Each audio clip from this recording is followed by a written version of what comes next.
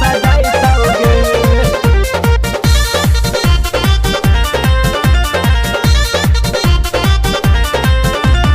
जिनसावा पहन छौड़ी घुमाही बाजारिया सब चू सजाइतौगे जिनसावा पहन छौड़ी घुमाही बाजारिया सब चू सजाइतौगे सब चू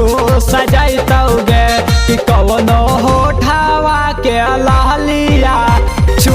सजाइतौगे कि कवनो होठावा के लालिया कि चू सजाइतौगे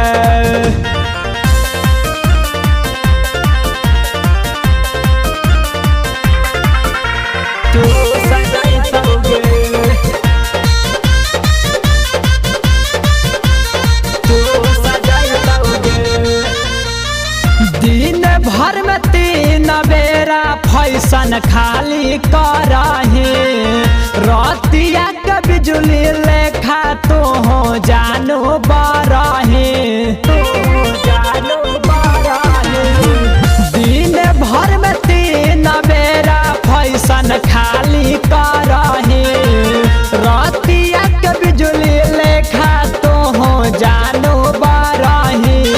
ऐसे जादी चलामी तो हो जहितौ बावलिया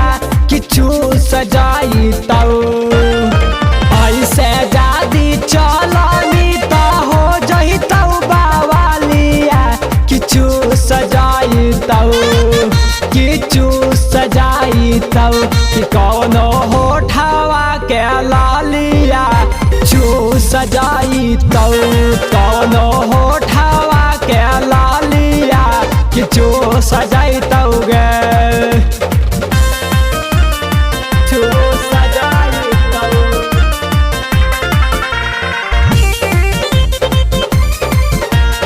चू सजाइतौ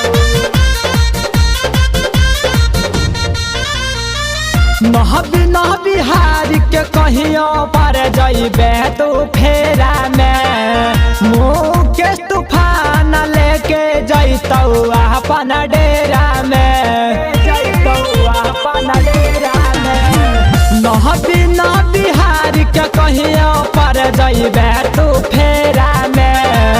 मुकेश तूफान लेके जइतौ अपन डेरा में ओही दिना पूछले तौ रंजन सभे हालिया किछु सजाइतौ ओही दिना पूछले तौ शिवम सभे हालिया किछु सजाइतौ किछु सजाइतौ कि कवनो होठावा के लालिया चू सजाइतौ कि कवनो